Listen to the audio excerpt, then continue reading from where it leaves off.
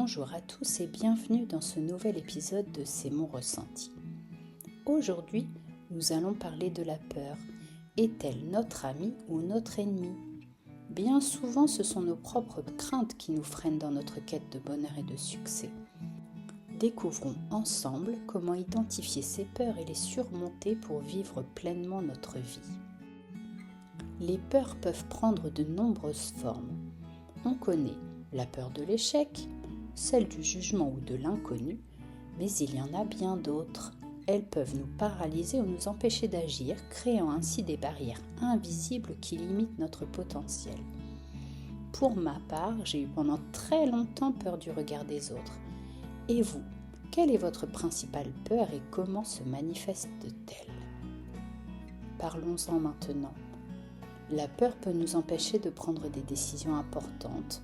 Lorsque nous laissons nos craintes dicter nos choix, nous risquons de ne plus rien faire et de passer à côté d'opportunités précieuses.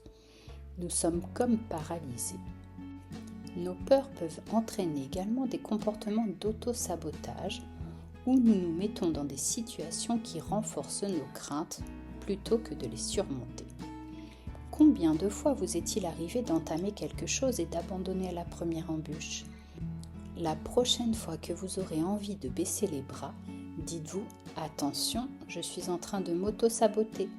Je continue encore un peu et on verra ce que cela donnera. » Si nous ne faisons pas assez attention, la peur peut également éroder notre confiance en nous. En laissant nos craintes prendre le dessus, nous perdons de vue notre capacité et notre valeur personnelle. De ce fait, c'est notre confiance en nous-mêmes qui est impactée. Voici quelques conseils pour surmonter vos peurs et reprendre le contrôle. Premièrement, identifiez vos peurs.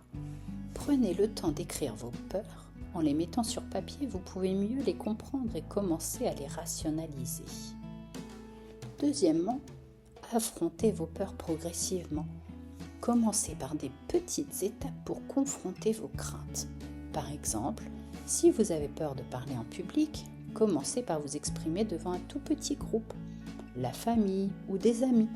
Ils seront forcément plus bienveillants et ouverts.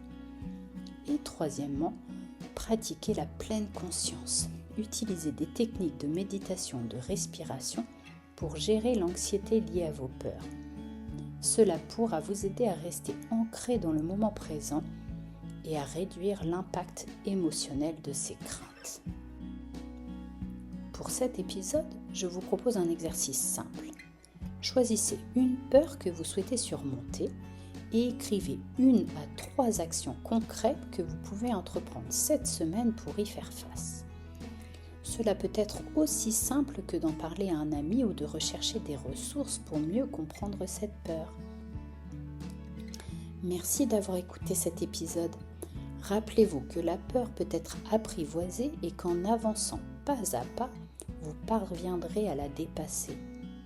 Ne laissez pas vos peurs vous envahir, elles peuvent être vos alliés. Et si cela vous intéresse, nous aborderons l'aspect positif de nos peurs dans un autre post.